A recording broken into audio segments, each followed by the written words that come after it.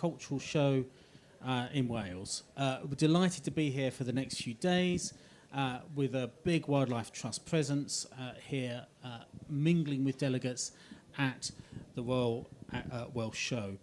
And delighted for this next session, we're going to be looking at soil. I'm Craig Bennett, I'm Chief Executive of the Wildlife Trusts across the UK, and we're joined by a brilliant panel here to discuss soil and ask, is it a dirty word? Moving from the left to the right, we have Niels Corfield, who's a consultant on soil. We have Sam Kenyon from Nature Friendly Farming Network Wales. We have Dr. Non Williams from Farming Connect.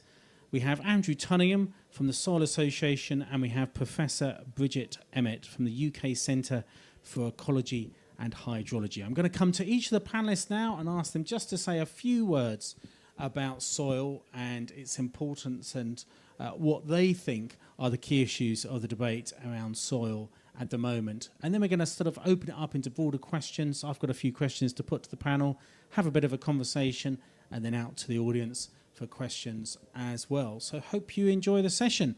So Niels, I'm going to come to you first if I can, please. Tell us a little bit about your work as a consultant, what you do, and what do you think are some of the kind of really critical issues around soil at the moment, particularly in Wales? Thanks, Craig. So my name is Niels Corfield. I work as an independent farming advisor and trainer. And part of that work is to go out and to support farmers to adopt soil health practices in whatever their context is, whether that be grazing or arable, upland or lowland. And that work has taken me out to monitor over 200 farms now right across the UK. And I can now say, based on that sort of direct observation, through doing spade tests and infiltration rate tests in the field, I can now say that I'm firmly convinced that soil health is probably, or poor soil health is probably one of the key weaknesses or key threats to UK production, whether that be upland, lowland, beef and sheep and dairy, across the board. And what do you see as some of the really burning issues around soil at the moment? You say it's a key issue, but what are some of the problems you're seeing? Well, essentially, the lack of soil structure, lack of soil health, is meaning that the interaction with water particularly is very poor, and that means that water stands on the surface of the soil for extended periods. So that's meaning we've got much longer housing periods, for example, and equally then when these dry periods do roll around, because the water hasn't been able to penetrate into the soil, the sponge essentially, because it's essentially just run off, it means we've got very little soil moisture available to then drive production in a forage-based system as we go into the season, and that's really what's driving drought. So both flood and drought essentially are two sides of the same coin of that poor soil health issue. And what are the main reasons why that's happening? Well, effectively, once soil health is lost, compaction is the end result. So essentially, what we find is a very blocky soil, really across the board in all different soil types. But what's causing that? What's causing the blocky soil in the first place? What's causing what's causing degradation in soil health, would you say, primarily? In general, we would normally sort of reduce that to management practices, historical management practices. That might be set stocking, for example, nutrient management practices. But essentially, all of it sort of translates in a forage-based system to very shallow rooting or sparse rooting, and without that deep turf, soil structure is lost, essentially. Okay. Thanks very much, Niels. Well, we'll be hearing more from you as this session goes on. So next up is Sam Kenyon. Sam, welcome. You're from the Nature Friendly Farming Network in Wales. You are a farmer yourself. Tell us a little bit about your farm, what you farm and where is it? So hi, I'm Sam. I farm on the River Elwy in North Wales near St Asaph. Just got a small flock of sheep. We have 160 acres, but 60 acres of that is woodland. So with the Elwy running through the place, it's actually only about 70 acres of fields. So small flock of sheep, and we've rent a small parcel out for vegetable growing as well, just to give someone else a chance of access to land.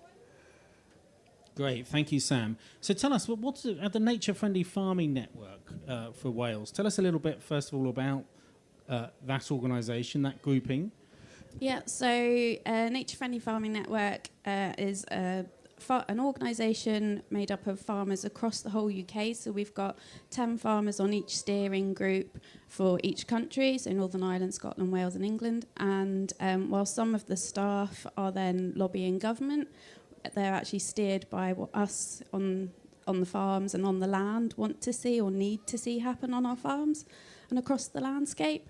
So, you know, we need our farms to be profitable and to be secure businesses, but we don't want to be the reason why biodiversity is disappearing. We want to be the solution, and we want to help deliver nature-based solutions for the wider society, as well as to secure our food as well. And what do you see in particular, the Nature Friendly Farming Network across the UK, but in Wales in particular, what do you see as key issues around soils at the moment? For me personally, I'm seeing, I think what Niels has touched on is the compaction, and then the issues that we're seeing with that, with the weather. We're going sort of boom and bust, so we're going between flood and drought, and I think perhaps I'm guilty of it as well, carrying a lot of livestock that don't move around the farm enough, so I'm not resting enough pastures. I don't want to say that that's a problem all across everyone's farms. That's not down to me to say, but I can say that that's definitely happening on my farm. And by joining the NFFN, it's really helped me to find other farmers who are in the same boat, and then for us to sort of swap ideas and do that whole knowledge exchange thing. And it's just made me a bit more confident about realising where I make some mistakes, that there are staff in the background who are lobbying government for better knowledge exchange. But it's just made me feel more confident about trying new things, and finding what works and what doesn't, rather than staying with this is how it's always been done, so maybe I'll just stick with that because I feel more confident. Great, thanks so much, Sam. Well, we'll be hearing more from you as this session goes on. Next up to my immediate right is Dr. Non Williams from Farming Connect. Non is a carbon specialist officer. Non, first of all, tell us a little bit about Farming Connect for those that don't know. Yes, bore da. Good morning. Good to be here this morning. So Farming Connect is a knowledge transfer and advisory service for agricultural businesses in Wales, funded by the Welsh Government. So it's eligible for all farmers that register with us, and we have lots of different sub-teams within Farming Connect.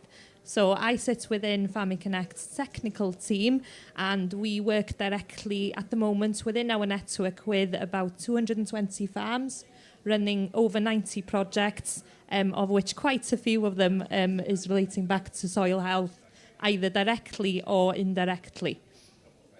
Great. And what are the issues you're seeing around soils in Wales through that work?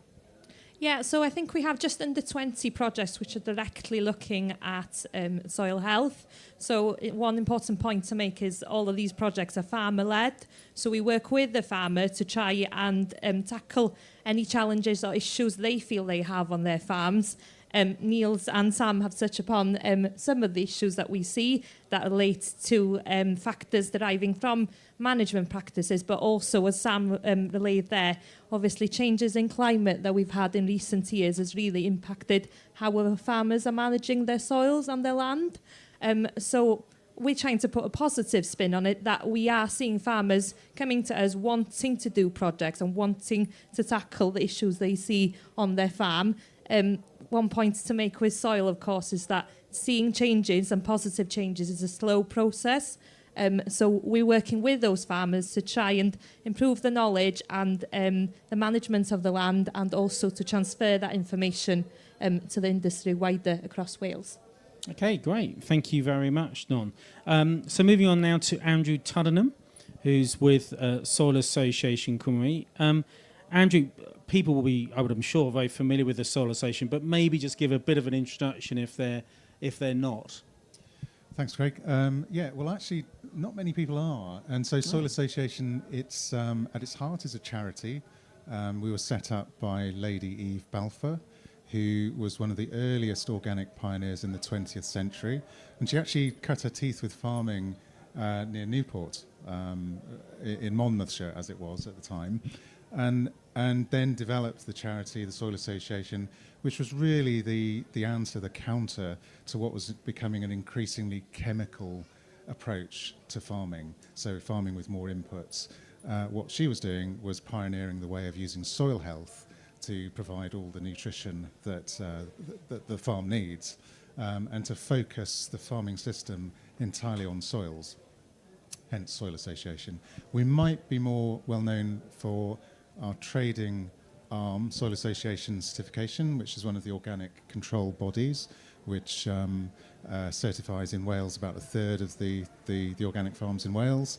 And more recently, we've set up Soil Association Exchange, which is a platform that allows farmers to measure and demonstrate their impact across a whole range of metrics. Plus, there's a load of schools work as well, because we're looking at the food system in the round and seeing that it needs to be seen as in the round. It's all linked. The quality of our food is dependent on the quality of our soils, and the quality of our nutrition is dependent on our food. Right, okay. And what do you see as, again, I'm going to ask you the same question I've asked the others. What do you see as some of the sort of burning issues around soils at the moment? Well, I think we've got to recognise how much intensification is taking us in the wrong direction with soils, and particularly with the inputs that go with intensification. Basically, the need, because food isn't provided a fair reward in the marketplace, and so the pressure on farming has been to scale up, to intensify. With that, with a finite amount of land, comes the need, as it was in the 20th century, to use inputs to provide the nutrition or to counteract any adverse nutritional impact. That's taking us in the wrong direction. We're seeing that with some soils which are now at a saturation point for some of the nutrition, for some of the nutrients like phosphates, and that is now appearing in waterways. The Wye is one of the best examples, the worst examples, I should say, in the UK, if not, wider than that. And bagged nitrogen, artificial nitrogen, really, I think the sector does recognise that it has a problem with this, and it is trying to find ways to reduce its reliance on nitrogen. But maybe Niels could speak a bit more about the exact impact and interaction with soil health, because it's very important. Yeah, this issue about high inputs and actually the impact that has on soil, but also how it leaves farmers vulnerable to the hikes in prices of inputs, is something I think will be important for us to explore over the next little while, for sure. Andrew, thank you very much. And then we have Professor Bridget Emmett, who's with the UK Centre for Ecology and Hydrology. Bridget, again, tell us a little bit about your centre, first of all. So we are, we used to be public sector. We're now a not-for-profit charity. We have 4 stations across the UK, Scotland, 2 in England, and I'm in the Welsh one. And we've got about 700 researchers. And our job is really to deliver long-term monitoring and modelling and review and experimentation across the land, freshwater and air interfaces. So our job is that system. You've probably heard about some of our sister organisations like the British Geological Society that does the deep earth, and then the National Oceanographic Centre that does the marine. So if you like, there's these research institutes that have carved up the natural environment into these discipline sectors, and we're the one for land, water and air. So that's who we are. Great, thank you. And you've also been leading a Welsh Government programme, haven't you, around this? You want to say a little bit more about that? Yes, so the ARAMP programme, which does actually stand for something, it's the Environment Rural Affairs Monitoring and Modelling platform. We're responsible for monitoring the change in quite a large number of the resources across Wales. So let me go through them. Vegetation, plant diversity, pollinators, birds, soil health, which we'll come back to, headwaters, ponds, what's the impact on our, what's changing in our historic environment features, and even our public footpaths. So we run a national monitoring programme for Welsh Government. The reports on the national trends of all those different resources, and also what has been the effect of Glass-Tir, which is the current agri-environment scheme, as you know.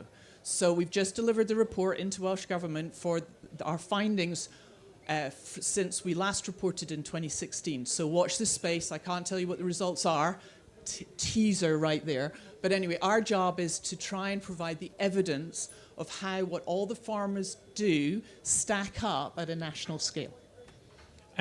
But can you tell us at least what the headlines as to what it tells us, particularly in relation to soils? Yeah, so it's not a great story, as Niels said. In a way, it's amazing that we're managing to hold the line as much as we can. So at the moment, there's no evidence that our soils are increasing, say, their carbon stores. But then again, we're not particularly losing them, except in our peatlands, which are losing their carbon. Okay, we have started again acidification of our soils, probably because we're not using enough lime with our fertilizer that Andrew was talking about. And compaction. I think every member of the panel has talked about the structure of our soil and how that influences the rate that water flows off our soils. And we just have to recognize that we've increased the number of livestock on our soils by about 5-fold since the 1850s. And those animals are heavier. And our grassland systems tend to be monoculture. So we've got to find new ways of trying to help our systems break up the soil, get more air, get more structure, and allow water to flow through. That will also help to build up carbon, and it will also help soil health in the round. Because remember, 25% of all biodiversity globally calls soil its home. So it's not very sexy, but soil biodiversity is 25% of all biodiversity. And they do not like being squished into a little compact bit of soil. They need air, they need space, they need to be able to live. So compaction so I'm with Andrew, nutrients, compaction, and something that seems like it's old school, but actually is quite important, is acidification, and it's starting again. Probably a bit of a climate signal, and probably just because if you put on fertilizer and don't do lime at the same time, you will acidify your soils. Okay, so it's not just coral reefs that are facing that, it's also soils, acidification. Absolutely, yeah. So we did this massive experiment called the Industrial Revolution that put sulfur and NOx into the atmosphere. We managed to kill our heavy industry off, which sorted the sulfur problem out. We've still got nitrogen, and I'm afraid agriculture is the biggest source of ammonia, which can contribute both nitrogen eutrophication and acidification. But then what we do to our soils when we artificially fertilize is acidify, I'm afraid. And a lot of our native plants and quite a lot of the biodiversity in the soil doesn't like getting lots of acidity. I mean, it's not surprising, is it? And just explain for people that aren't familiar with this, why is it that too many nutrients actually results in a simpler grasses and so on, and less plant diversity? Because that's quite hard to a lot of people. That's counterintuitive. It is. Well, our native vegetation, most of our soils in Wales are actually nutrient deficient. That's why farmers add fertilizer, because they want to grow grasses very often to compensate for the fact that our soils are nutrient poor. But that means in our nature reserves and everywhere else, our native vegetation can't compete with these aggressive grasses and things like bramble. So as soon as you've got more nitrogen and phosphorus, a few species go, great, fantastic, I'm off now. And they grow taller, they grow more competitive, and they outcompete our native flora. And as soon as that happens, you just get a far grassier vegetation, which might seem great for our livestock, but actually we should just put nitrogen on where we need it, and preferably use something like clover. But because a lot of the nitrogen comes out the back of cows and from near pastures, goes up in the air, goes on to our nature reserves. So we put a fence around our nature reserves. It doesn't stop the nitrogen coming in. It comes in. 20 kilograms of nitrogen per hectare per year falls on top of all our nature reserves. And that's basically pushing a loss of biodiversity. And we've been seeing it for 30, 40 years now. Simplification of our vegetation as the grasses, the brambles, the taller vegetation take over at the expense of our little flowering plants. So that's what's happening. So when you see very green hillsides that look really, really green, lots of people might think, oh, that's amazing, that looks brilliant, but actually perhaps not so. Well, it depends what you want that land for. If it's for conservation, that's probably not what you want. If it is an improved grassland and its purpose is to grow our food, then that could be okay. But I would still go in that bit of improved grassland is there a mix of species? Are the roots going to depth? Is there a mix of clover? Is the soil structure good? So I'm not saying green is bad at all. All I'm saying is it's an oversimplification of green is good or bad. You can't say that. Great, Bridget, thank you very much. So you've heard from the panel here, a whole range of issues about some of the challenges faced with soils. We've heard about compaction. We've heard about the level of inputs going into our soils, artificial inputs. We've heard about losing soil carbon, acidification, and indeed all this leading to soil erosion as well, more broadly. But what's also very interesting is how these issues interact with each other, and so on. Let's just go a little bit more into the issue about compaction. You know, we've heard that a lot of that is caused because of, you just said, Bridget, there's 5 times more livestock on the hills now than there would have been in the 1850s, and a lot of those are heavier as well. Is it just livestock? Are there other reasons as well why we're seeing the compaction? Who wants to react? Go on, Bridget. I think there's machinery as well we Yeah. need to think of. And climate change is now really not helping. So we have wetter soils in the winter and drier soils, and that is really, really challenging for our farmers. How do, Farming Connect is critical here. You mean the variability between them? The variability, well, if you've got wet soils, getting your animals and machinery out in wet soils is really going to increase compaction. But we need people to get out in the land. So we're going to need different types of vehicles, different ways of managing our land. We're going to have to get the vegetation rooting structure to do some of the work for us. But I'll let others speak, but I think it's a combination. Go for it, Sam. So our farm historically, so we came to it 7 years ago. For 20 years up to that point, it had predominantly been used for growing maize. So it had heavy machinery on it, often. Compared to what it is now, where because I've returned it back to pasture, I'm using the animals to farm the place. But we're also on a floodplain, so quite often this is where maize is grown, is on the fertile soils of the floodplains. So we've got historic compaction, but then we've also got erosion happening as well. And we've for us, and I think for quite a bit of land around us, perhaps, is the compaction issue is historic, and it is taking so much time to correct that. I think it's a lot of time, considering we're in a climate emergency. I've been doing herbal lays for 4 years. I now need to get machinery back onto the place to re-establish the herbs. I need to be fussier about what herbs I use, so I go for longevity in my plants, rather than these that just seem to fade out after 3 years. They have been amazing for the livestock health. There's no questioning that. Now that I've run out of herbs, I'm now back to dosing regularly on the animal welfare side, medication side. But I think what a lot of us don't realise is how long it takes to see the improvement in the function of the soil, seeing those pores appear and seeing that crumbly texture develop. I thought that, if we all turn to this within the lifespan of that seed, of that herbal lay, sort of 4 years, we could make a real impact. We could really turn things around.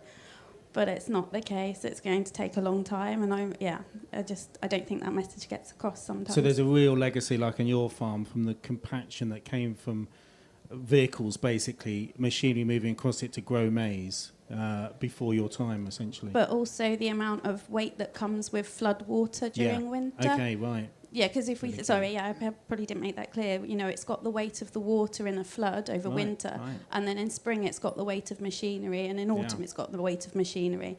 So there's only one season of the year where it hasn't had weight and roots have been able to get down. And that's been my soil's life story for 20 years of its life. And trying to turn that around is taking a long time. And Sam, why would have your predecessors have been growing maize on that farm? Because... what would have incentivised them to do that? They're a big dairy farm with an indoor herd. Yeah. And when I'm from a milking background, but in Sussex. I know I have a small farm, and so some people think I'm like the token farmer, but I'm from a 1,000-acre council farm down in Sussex that was arable and dairy and a suckler herd as well. And so I understand the pressure on the farming system to get those nutrients into the animals to produce that crop, the milk, whatever it is. cost effective as possible. So I understand why maize was grown, Yeah. but it just doesn't suit everywhere. Yeah, sure. Andrew, I could see you revving up with your microphone. Yeah, it's worth just noting that about 40% of Welsh soils are vulnerable to compaction just because of their very nature. They're naturally clay-rich and prone to waterlogging. So there is that to consider. But yeah, I think the point about intensification of farming and what that brings is key to it. It's sort of a bit of an onslaught on soils. It's the inputs of artificial nitrogen which are effectively switching off quite a lot of the soil biology and making it more prone to this compaction. And then it's the other things that farmers are having to do to meet their nutritional needs of cattle, more cattle in particular, through growing maize. And maize is becoming more and more prevalent in Wales. It has to be seen. Again, this is not the best land for that sort of system. Slopes, high rainfall, maybe vulnerable soils. It's not a good look. And there are some interesting developments around undersowing so that the crop, when it comes off in the autumn, isn't left with bare soil underneath. So hopefully that can go some way, but it is a very high-risk practice. Yeah. So, I mean, farmers will know that they, last thing they want is to lose productivity of their soils. Soils is fundamentally the most, hugely important asset for farmers. But for years, farming policy has sort of incentivised this focus on the short term and causing these kind of challenges. I mean, Non, what's your sense about how this could be turned around, now that what needs to happen to turn around some of these declines in soil health over many years? Yeah, I'd like to just pick up on some of the points made in the last few questions, just from a Farming Connect perspective. I've mentioned the projects that we're working with, but as I mentioned at the start, we're an advisory service for all eligible farming businesses in Wales. And through our advisory service, we offer nutrients management planning. And those plans, I would say, is probably our most popular service. So I think it's really important to note, and Sam's touched upon this, that farmers are aware of how important their soils are. And they do sort of go out wanting that service, wanting to actually get the data so that they are managing the land appropriately. Just over last autumn or winter, there was over 3,000 soil samples taken through our service. So obviously that data, is really useful for that farm going forward. But just going back to one of Sam's points about the land and the requirements during different seasons of the year, and I think that's something we're seeing with our projects is farmers are wanting, to look at deeper rooting structure so that they are able to tackle compaction along with some other issues, for example, droughts. We've seen, some drought summers, not necessarily this summer, but, we are seeing farmers wanting to tackle some of these issues in different ways. But what we've seen from our project work is that, as we all know, not one farm is the same as the farm next door. So what will work for one farm might be very different for another farm in Wales. And I think we need to be careful that we don't overgeneralise and that we look at each farm individually. And that is a challenge, I think. Sam made the point about the fact that change is gradual when it comes to soil. So we're seeing the farmers are eager, they want this data, but seeing the impact of it is a very slow process. And we've done quite a few projects ongoing at the moment, looking at things such as biodiversity below ground, earthworm counts, looking at the soil structure.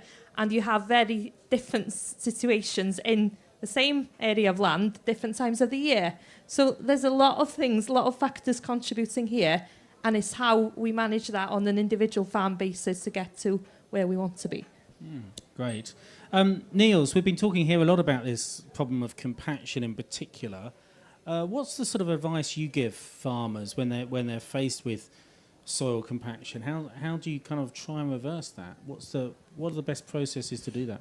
Yeah, okay. So I think probably one of the sort of key aspects to the approach is trying to offer farmers an empirical approach to any new practice.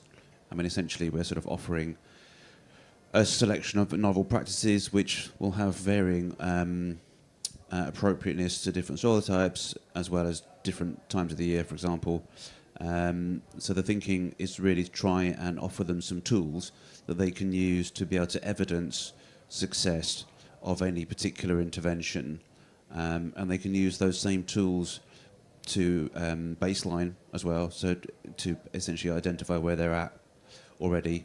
And normally we use an infiltration rate test to do that, so they can do some infiltration rate tests in the field and compare that against an area that's out of management, for example. And that helps to put aside some of those questions around soil type, for example. And then essentially we're into that sort of solutions kind of matrix kind of process, so mechanical, mineral, biological management interventions essentially. And mechanical interventions can be things like subsoiling, roller slitting, the use of gypsum, for example. There's all good efficacy in the literature for those types of interventions. Very little of it is from the UK, so we have to sort of borrow and glean what we can, basically. And again, this is the other point about moving to this empirical approach. So, you know, do a test strip, for example, and leave an untreated area after doing your due diligence with spade, for example, to identify that you're in the weather window that you think that's appropriate for this particular intervention, then intervene on a small area, and then come back again immediately with the spade and look for positive or negative indicators below ground. And whenever we're seeing negative indicators, essentially come back another day or change the kit, essentially. And I think through that sort of iterative process where they can evidence success, again using the spade and the infiltration ring, for example, they can then gradually sort of roll out those successful practices to wider acres, and also then cost out or model some of those sort of gross margin factors based on larger areas from those small test strips, essentially. Thanks, Niels. Bridget? Yeah, just to completely support what the last two speakers have said, the range, we get very, very nervous about what you can read on social media, about people going, you know, you can get X more tons of carbon in your soil in 2 years. And I don't blame people for reading that, but this empirical and evidence approach, and also recognizing the range of outcomes that people get, depending what their starting point was, how degraded they were, what their soil type was, what their vegetation. And we've done, for Welsh Government, we recently, in sheer desperation, got together 5 soils specialists and who really, you know, do work for the internationally and the greenhouse gas inventory, and just asked them to actually report on the range that you get for all these different regen ags. And there's some leaflets down here, English and Welsh, that summarize that basically just try to help moderate. So you can't just go and pick your best ever study or farm that someone's done and go, oh, I'm going to get that. You need to know that there's other people that have got 100th less than those people were saying.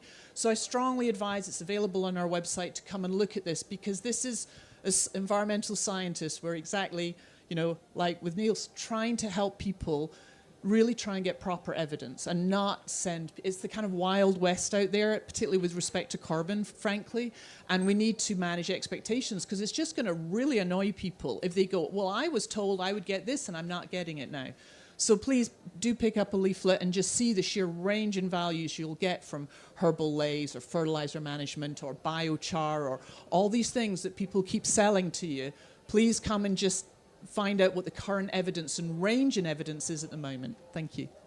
Thanks, Bridget. But while we're at it, Bridget, it might be good just to explain a little bit about the importance of carbon in soils, because a lot of the discussion at the moment, you know, a lot of the excitement about getting carbon back into soils is about, you know, obviously the role that can play in taking carbon out of the air and climate mitigation. But actually carbon in soils is really important for so many other reasons as well, isn't it? Yeah, so when we talk about carbon and we get all excited about net zero, and you know, it's not going to, soil carbon is not going to do net zero for farming. I'm just going to say that right now. It isn't going to do it. It might do 5 to 10%. But why?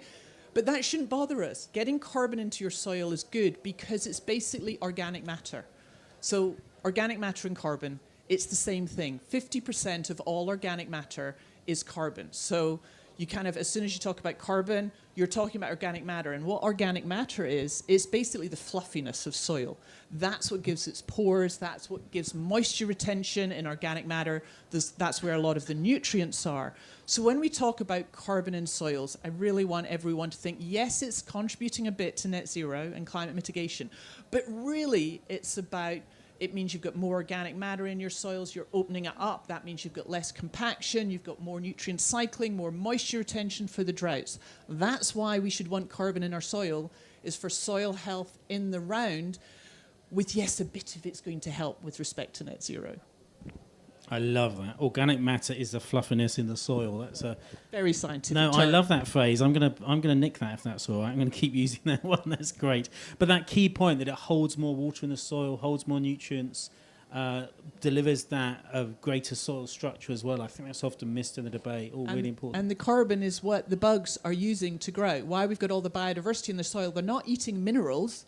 That isn't good. We eat food because it's got carbon in it and nutrients.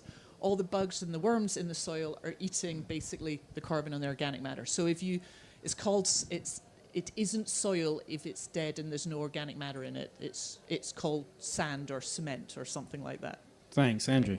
Yeah, the challenge or the opportunity, depending on how you want to look at this, of focusing on soil organic matter, and you absolutely must focus on soil organic matter, is that it's the practices which deliver that. It's not just about putting it into the soil, feeding the soil.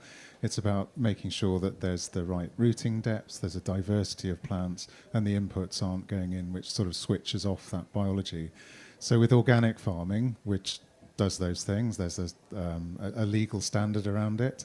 There is evidence to show how much more wildlife there is on organic farms, because that soil biodiversity is the start of the food chain, which is supporting the rest of it above ground. And there is more evidence around how those soils can store more water. And that's not just because of the focus on the soils, it's because of the other practices as well that aren't killing off the wildlife or removing their habitats. Yeah, it's all of these things are linked. It's a whole system. So look, I just want to move us on to a little bit about policy, because we've been hearing here about all this decline of soil health in Wales, and of course that's true around the world as well in so many ways, certainly across the UK. But obviously farmers will know it's not in their interest at all to damage soil, but so often farming policy has driven this focus on the short-term production and has led to some of these declines in soil health. So really the killer question at the moment is, to what extent you as a panel believe that the proposed sustainable farming scheme in Wales, will it help promote healthier soils or not? Of course, implementation has been delayed now to 2026. But do we think the sustainable farming scheme, as it's currently contrived, do you think it will help promote healthier soils? I wondered, Non, can I come to you or Sam first, maybe? Yeah, no problem. So yeah, you've made the point there about the fact that we must remember that the sustainable farming scheme is currently still in proposal. But if we look back at the most recent consultation document, one of the universal actions in there does directly target soils. So I think if we are thinking about what has been published so far, I think that would definitely encourage farmers and land managers to manage their soils effectively. Just going back to our own perspective in Farming Connect, we've got some projects out there which are monitoring similar things to what has been included in the consultation document, and it's great to get farmers to do more than sort of the usual soil analysis and the baselines that they do. But I think it's also important to note that it does take time. So we've got one farm that we work with that has the 170 holes looking directly at doing earthworm counts and grouping those, and it took a whole week to do that across the whole farm.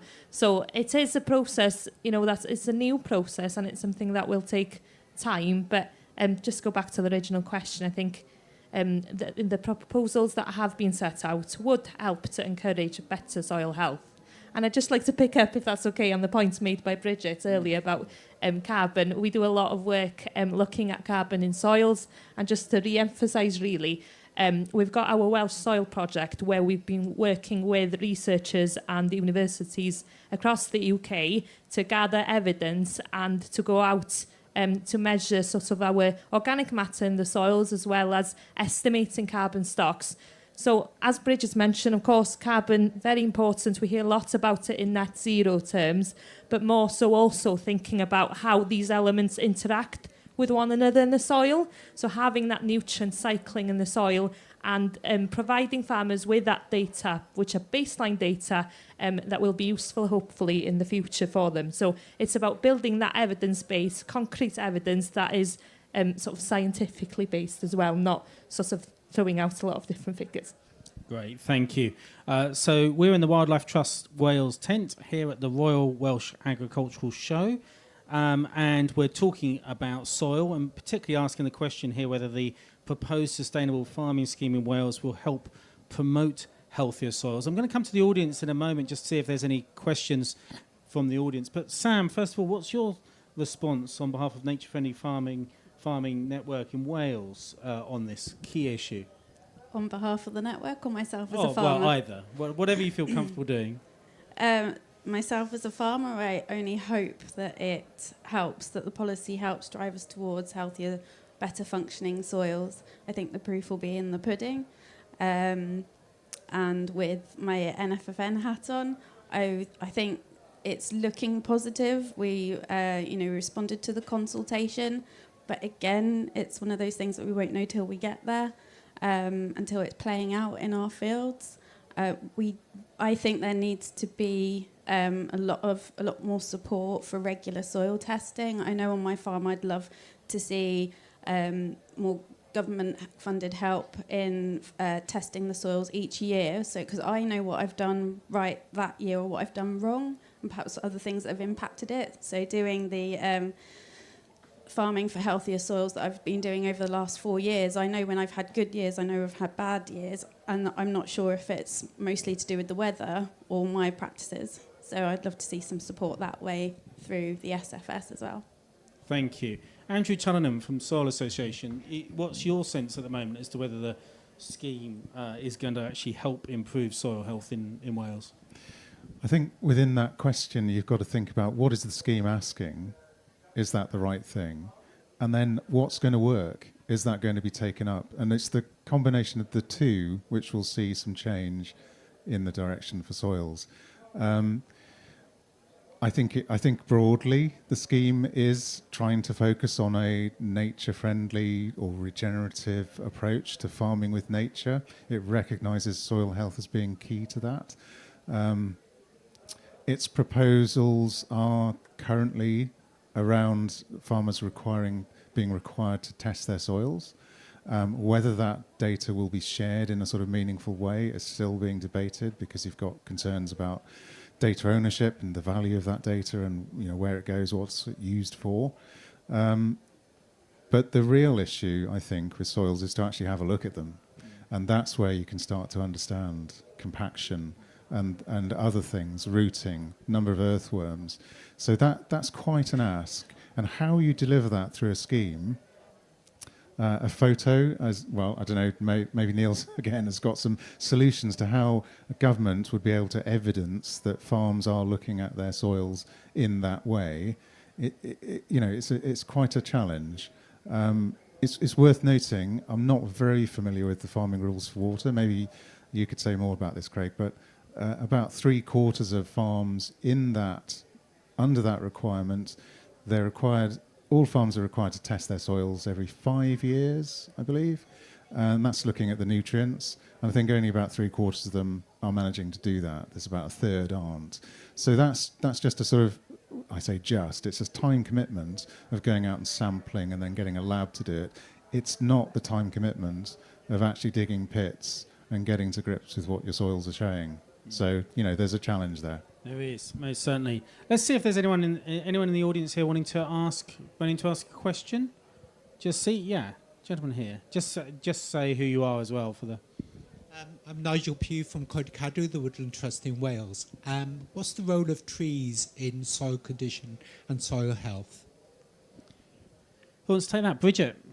So, trees are nearly always deeper rooting. So they can get carbon to depth in a way that many of our monoculture grasslands can't. Trees also, because we don't generally fertilise our woodlands, and we don't generally, it depends what kind of woodlands we're talking about, might use less herbicides and pesticides as well. So woodlands can help improve opening the structure and improve soil health. But I just want to make the point that we do need to check against offshoring our food production. I don't want the second wave of colonialism happening by just sort of saying we'll create a green and pleasant land in Wales and all our food production will go off. Now, what the food production should be, what should be the number of livestock in Wales, that's a whole thing. And I would just say for the woodland, I think this is the right statistic, and I'm sure you can help me here.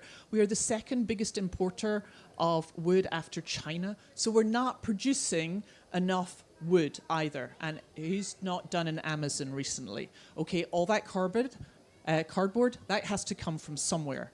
So we do need food, but we do also need fiber and wood. And currently we're not even beginning to produce enough of the food. So trees can help improve and open up the structure of our soils, can help our woodlands produce wood. But that balance between food and wood, the sheep versus trees, how many of you have all been in that argument in many, many panels before now? It's a big discussion we have to have, but we do need wood as well. We do forget that very often, and that has to be at a scale that makes it economically viable, just as food does as well. Thanks. Thanks, Sam. Yeah, as a farmer who has sheep grazing around rows of trees, so I planted some trees to help me address the soil compaction in the worst of my field, and it's actually made it how do I say it? A really awkward field to farm. It takes so much time that the other fields don't take to make sure that those trees don't get nibbled off or browsed off by the sheep. And also it makes it a little bit more difficult to do any tractor work, such as any muck spreading, or if I wanted to take a cut of hay. So I feel like the trees are doing the job for me of opening up the soil, and there is no denying that they are addressing that plough pan that we had that was really bad in that field. But there's, I've forgotten the word I'm looking for, there's a trade-off, yes, thank you. There's a trade-off on that, and that field takes more time than it's actually worth, with the setting out the electric fencing, with getting back those lambs that learn to go through electric fencing or that do sometimes get to trees. So I just think that I think there's still a lot of knowledge transfer needs to be done out there, because I went into it thinking I was delivering a solution that could be a win-win. I've put in fruit trees as well, thinking I would have a crop to sell, and I thought, it's all right, I've got years to work out where that market is. And 3 years in, I still don't know where that market is for a limited amount of fruit. With the 60 acres of woodland that we have, I really struggle to find people who will come and fell the trees and then take the timber away, and for me to make any money on that. And I'm trying to be a responsible woodland owner, to do everything sensitively to soil and biodiversity. But so far, I've only ever broken even at best, and at worst, I've been at a loss. So it doesn't. We need to change, I think, our routes to market. There needs to be some help, some infrastructure support put in there for those of us that want to do the right thing around trees on farms. Yeah, absolutely. Any other questions from the audience? Yeah, gentleman at the back. Chris Deller, soilish, digging holes, man. Okay. Given that in the habitat scheme proposals, if your land is designated habitat, you are not allowed to lime it, whether that's acid grassland or anything. The Welsh Government have currently gone, don't lime it. Bridget, you sit on committees. Why is that? Because just like acidification isn't great, liming is actually quite an odd thing to do. So just bear with me. Naturally, the lime, if you like, the base canyons come from depth.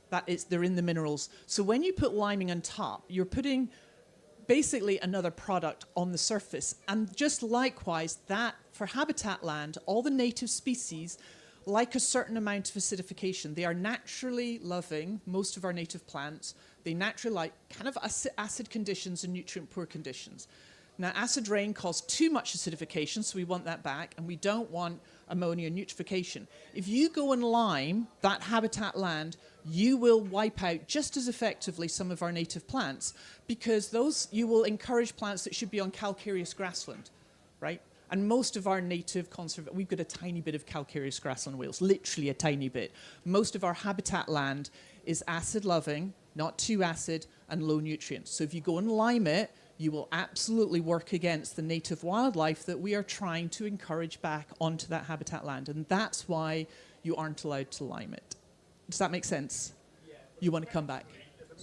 And Go just on. a microphone to you, yeah. Yeah, at the minute we've got habitat land being designated that is Yorkshire fog and creeping bent and creeping thistle, which is being designated as habitat, and often with relatively high nutrient status. Okay. So why are we then advising farmers not to lime these pieces of land? On those specifics of why a particular land has been designated, without coming and seeing it, I'm sorry. But that's generally why we don't, is that habitat land, we want to just leave it as it is and try to recover that is. Now, if it's in a degenerate position, and you are right, some of our habitat land is nutrient-rich, mesotrophic, but even then, if it's mesotrophic, you wouldn't go and then put lime on it.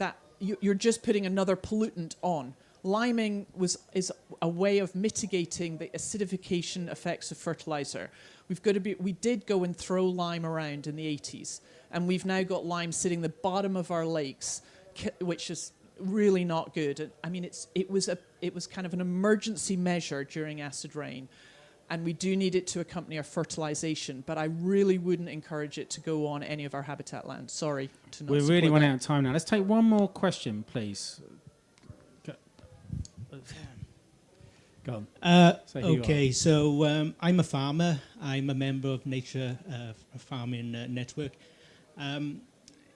Farming has followed basically government policy. So whatever scheme is going to be put forward, if they want us to pay us for trees, then farmers will plant trees. If they want us to protect soils, we protect soils. If they want to, stop runoff and things like that. Ultimately, I need to make a living and feed my family. And so in the past, we've had to increase stock numbers because the price of food, I know there's a food crisis and things, but actually the price of food needs to go higher because otherwise farmers will have to cut corners like it has been doing to produce cheap food, and cheap food has a price, be it the, sorry, I'm not very good at speaking in front of people.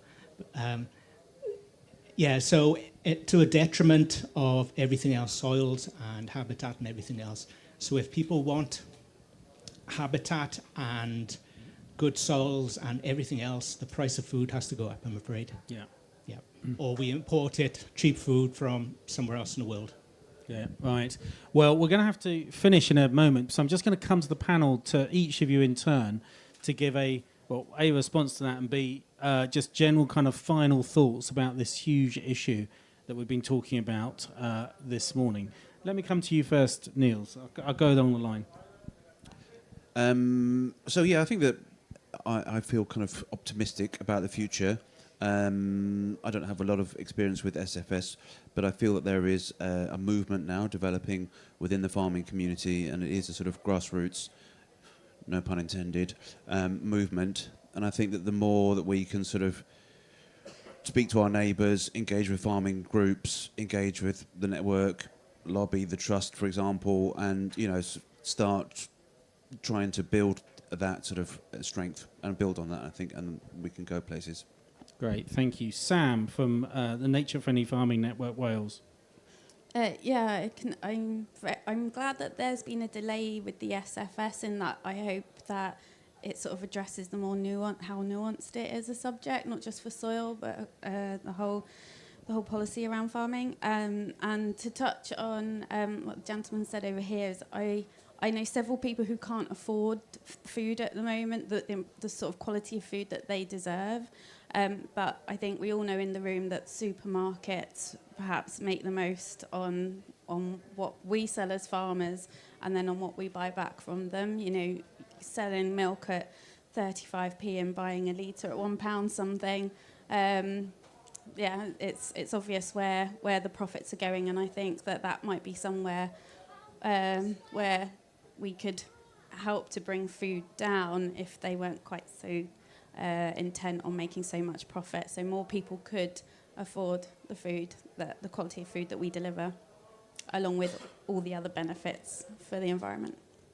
Thank you, Sam. So, Dr. Non Williams from Farming Connect. Thank you. Yeah, I'd just like to pick up on some of the points made there, really, about what we're discussing today, soils, the role in terms of biodiversity and productivity, but the very good points made there about agriculture as an industry and sort of the other contributions, you know, the community and lots of the Future Generations and Wellbeing Act priorities that are being delivered through the agricultural industry here in Wales. So I think that's an important point to make, but just to bring it back to the subject we're discussing in this panel today, I think there's lots of opportunities here. We've all touched upon very similar themes across the panel today, and farmers and land managers do acknowledge the importance of soil. And as we've heard, there's a lot of data collection going on, evidence-based data collection. So I think that's a really important point to make. We've got farmers on board. We're doing a lot of knowledge exchange events, and we're seeing good uptake, and farmers really do want to learn about the subject and how we can move forward. So we've heard a lot about the challenges, but I also feel there's opportunity if we all work together, but at the same time consider that each farm is different, so each farm's approach might be a little bit different. Great, thank you very much. Andrew Tuddenham from the Soil Association. Yeah, 100%. I'd echo that completely. I think there is a lot to be hopeful about. If you look on Google Trends, which shows you what people are searching for and how popular those searches are, soil health is on the rise. That term, soil health, has sort of quadrupled in search terms over the last 5 years. It is the conversation, and you see that within regenerative as well, within the whole sort of movement that's building around that, which is providing farmers with that way in to managing their soils and managing their whole systems ultimately. I think I've been a bit down on the SFS, or sort of doubtful about it, but it's going to be more than the SFS that delivers some change or supports some change. I think what the gentleman said there is absolutely on the money. It does need to be coupled with a few other things like fairness in the supply chain, principally. But also, let's not forget just what the price of fertiliser has done for this whole conversation over the last few years. Completely changed it. Now farmers are being driven by lots of different drivers, and the SFS is just one of those things. It's really important, but it's just one of those things. So, you know, across the piece, I'm optimistic. Okay, great. And then final word to you, Bridget. So I'm perhaps a little... it's great. I come to a lot of these panels and see some amazing farmers doing amazing things, but I worry whether they're the top 10, 20, 30% of people that are able to just take those risks and what have you. And I just wonder whether we need to find a way to help people do that systemic change. We've now got such an issue with net zero, soil health, biodiversity. We must find a way to help people make a systems level change, not field, do a little bit on that woodland there and a little bit on that field there, to actually change a whole system, which it sounds like we've got a great example on the panel here. And also in terms of soil testing, yes, it is the main capital that any farmer has, is their land. And when we say land, soil, that's the main thing. It's not all your soil is the thing you will hand to the next generations. And I just worry that in terms of measuring and looking at your soil, uplands, it should be compaction and acidity. In the improved lands, it's compaction and nutrients. Arable land, it's and carbon. And I just think we need to bespoke even the looking at your soil to what the issues are. It's not the same issue across every bit of land.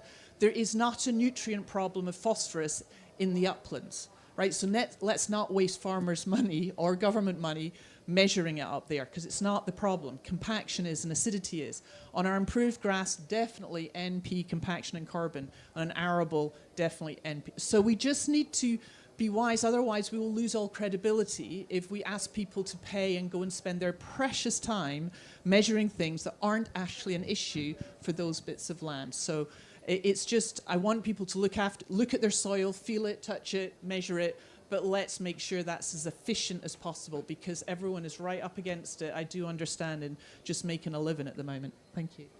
Great. Well, thanks so much, Bridget, for finishing us off there. I hope you find this has been a really useful conversation about soil. and exploring everything about soil, although we very quickly run out of time because it's something that we could spend several days talking about. But just to say, as the Wildlife Trust Wales, we're here for the next 2-3 days with events in this tent taking place. So please drop by and join other discussions. The next big one that we've got today is at 1 o'clock here in the Wildlife Trust Wales tent, where I'll be chairing a discussion about farming with nature with Carolyn Thomas, MS, Rachel Sharp from Wildlife Trust Wales, Tony Davis from the Nature Friendly Farming Network, Megan Gibbon from People's Trust for Endangered Species, and Flora Price, a farmer. So do join us between 1 and 2 for that discussion. I'm really sorry that we didn't get to everyone that had their hand up for a question this afternoon. Sorry that we ran out of time for that, but thanks so much for your interest. And please give a thank you to our brilliant panel, Niels Corfield, Sam Kenyon, Non Williams, Andrew Tuddenham, and Bridget Emmett. Thank you very much.